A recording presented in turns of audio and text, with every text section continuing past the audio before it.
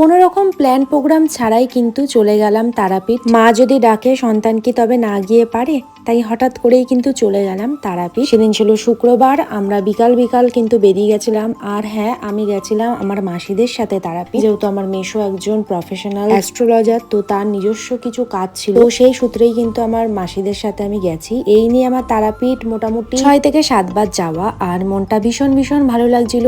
হঠাৎ করে এরকম তারাপীঠে আসতে পারবো তো ভাবিনি, তাই হট করেই প্ল্যানটা হয়েছিল, সেটা ভেবেই বেশ ভালো লাগছিল। রাত্রেবেলা যখন আমরা ঢুকলাম, এইখানে কিন্তু রাত্রের ডিনার আমাদের হয়েছে চিকেন কষা, তার সাথে ছিল রুটি, পেঁয়াজ ছিল এখানে স্যালাডে, আর ছিল কিন্তু লঙ্কা। রাত্রেবেলা কিন্তু এখানে দেখো ভালো মতন কিন্তু আমরা আমাদের ডিনারটাকে সেরে নিলাম। পরের দিন সকালবেলা উঠে প্রথমেই কিন্তু এখানে খেয়ে নিলাম চা। আর তোমরা যারা যারা তারাপীঠ গেছো সবাই তারাপীঠের হোটেলেই কিন্তু যারা চা বিক্রি করেন সবাই কিন্তু এসে চা বিক্রি করে হোটেলের রুমে রুমে আর কি, তাই সেখান থেকে একখানা চা নিয়ে নিলাম। এখন যাচ্ছি আমরা মন্দিরে, মানে খুব তাড়াতাড়ি রেডি হয়েছি, সানস্ক্রিন মেখে যে 15 মিনিট একটু বসতে হয় সেটা টাইমও পাইনি।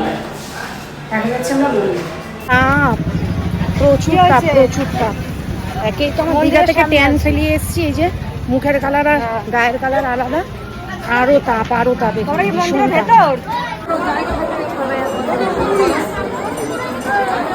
এখানে সবাইকে খাওয়াচ্ছে, আর ওই হচ্ছে মায়ের মন্দির, এই হচ্ছে মায়ের মন্দির। তোমরা সবাই একবার দর্শন করে নাও।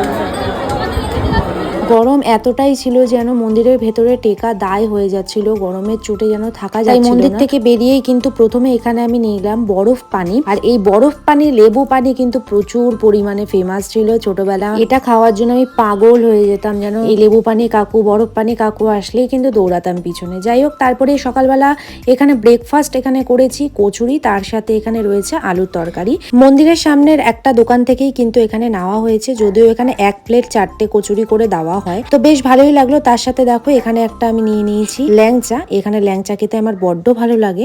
কি মেনু আমাদের দুপুরে? আজকে পাঠাবলি হয়েছিল না, হ্যাঁ, তার প্রসাদ হচ্ছে প্রসাদ, বলির প্রসাদ আর ভাত। গুড ইভিনিং সবাইকে।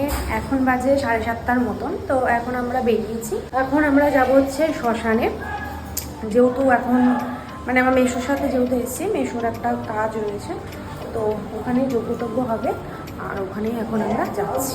তার জন্য চুল টুল ভালো মতন করে কিন্তু একটা করে বেঁধে নিয়েছি। আর এই হচ্ছে সবাই, চলো যাওয়া যাক। আমাদের যজ্ঞ কমপ্লিট, আর আমি কোনো ভিডিও বা কিছু করিনি, এগুলো করা উচিত নয় তাই। তারপর একটা ধোসা এনেছিলাম, অনেক কিছুই খেয়েছি, সমস্ত কিছু ভিডিও করতে একদমই মনে থাকে না, সেই কারণে মনেও নেই ভিডিও করার কথা। দেখো এখানে ধোসাটা কিন্তু পুরো অমলেটের মতন দেখতে হয়ে গেছে, যেহেতু অনেকক্ষণ পরে আমরা খুলেছি, ভাপে ভাপে না জিনিসটা এরকম নরম হয়ে গেছে।